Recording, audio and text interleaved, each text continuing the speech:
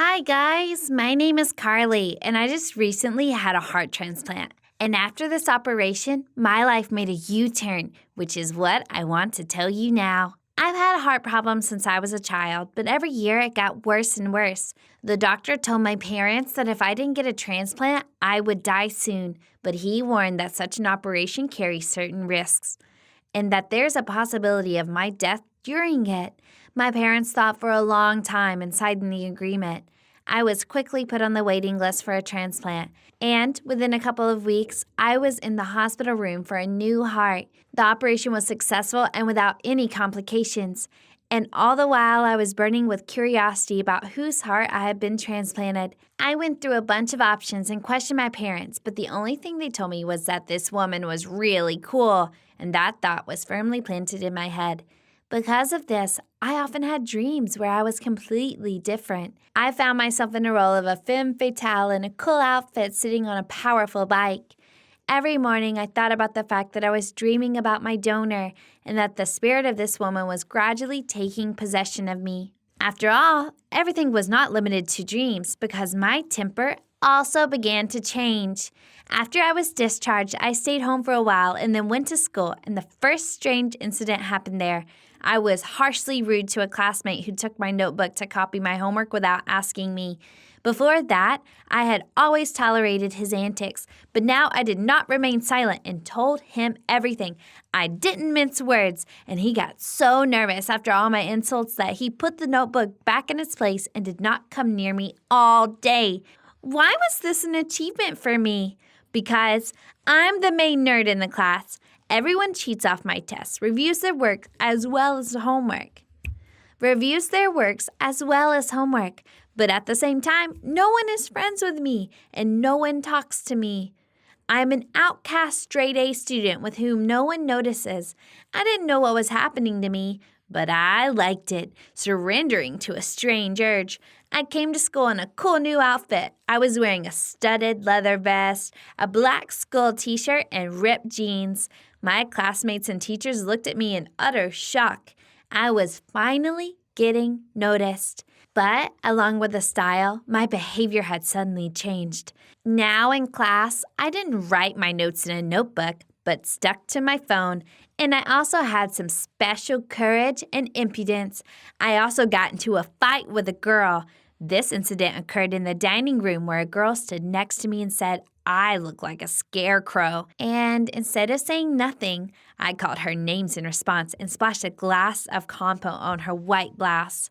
She squeaked something, and I laughed at her just as she used to laugh at me with her friends. However, I immediately ran into problems because this incident happened in front of the headmaster of the school, Mr. Houston.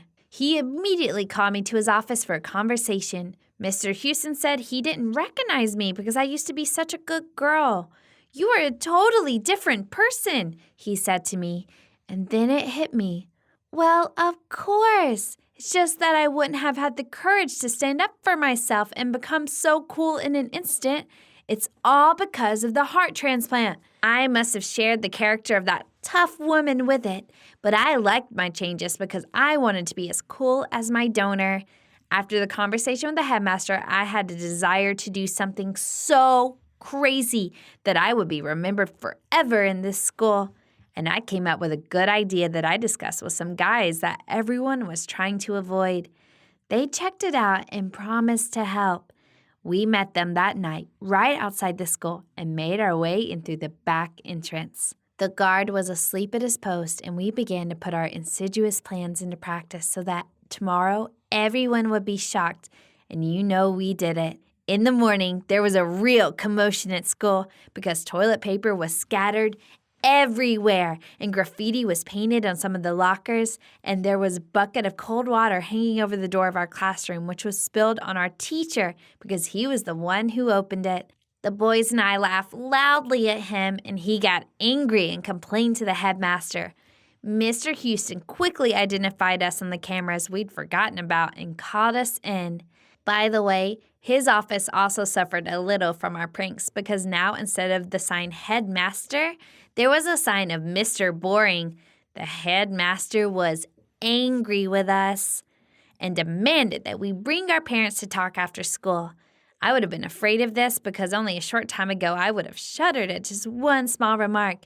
But not now. The spirit of rebellion played in me. I called my mother and calmly told her that she was being called to the school. When she arrived, she was all excited. The headmaster told her what had happened, and she couldn't believe it because she was used to her daughter being a quiet person who spent all her time reading books. She tried to talk to me at home, but I didn't take her words seriously because for all these years, I tried constantly listening to how I should behave or how I should not. I wanted more freedom. Even though I was put under house arrest, I still escaped from the house through the window at night to hang out with my new friends. Today, we had to sneak into a food warehouse to steal as many sweets as possible. But as soon as we entered the territory, a deafening barking immediately arose. I was assured that there was no dogs here. Only guards were walking around. But apparently, the protection increased. The dogs, along with the guards, immediately ran in our direction, and we quickly began to climb back over the fence. However, my foot got caught, and I couldn't get over it. One of the dogs ran up to me and began to pull me down by the pant leg with its teeth. It's good that the guys managed to win me over to the other side. I fell to the ground, and then I suddenly felt sick. The guys ran away, and the guards were approaching me. I thought that now they would call the police or set the dogs on me, and because of the surging fear and unbearable pain in my chest, I passed out. I woke up in the hospital on a drip. Doctors and my parents were standing next to me. As soon as I came to my senses, my mother began to cry with joy, and one of the doctors congratulated me on my second birth. I didn't understand what was going on or how I ended up in the hospital again, but a little later they explained everything to me. It turns out that I completely forgot about the main instructions of the doctor. After the operation, I was not allowed to do physical activity and also worry too much, and I successfully violated both of these points. After I fell, I started having complications after the transplant. It was lucky that there were security guards nearby who called an ambulance. If not for them, then I certainly would not have survived and died of cardiac arrest. My mother asked me why I was doing all of this, and I told her that something strange was happening to me because I felt like a different person, and I even liked it. You said that the donor was a cool woman. I think I'm becoming her, I added, and for some reason my mother smiled. I naively assumed that the woman was a biker or a rocker.